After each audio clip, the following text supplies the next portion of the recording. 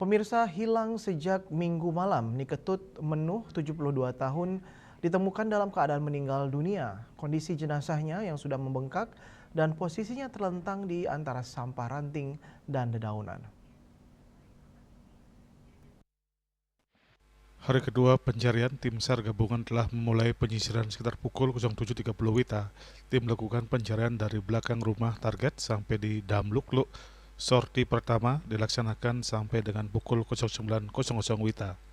Selanjutnya kembali menyisir dari Dam Lukluk ke arah selatan. Sekitar pukul 10.20 WITA, korban berhasil ditemukan kurang lebih posisi 200 meter dari Dam Lukluk. Untuk memastikan bahwa penemuan tersebut adalah lansia yang hilang atas nama Niketut Menuh, maka tim SAR menghubungi pihak keluarga.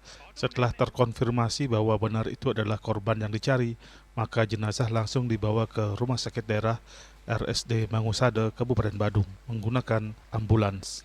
Pencarian kita lakukan pada pukul 7.30, tim SAR gabungan melakukan pencarian dari belakang rumah target sampai di Dam Lukluk. Pukul 09.00 kita istirahat di Dam Lukluk.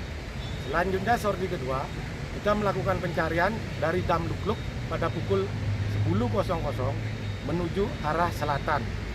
Pada pukul 10.20, target berhasil kita ketemukan kurang lebih posisi 200 meter dari Dam Lukluk.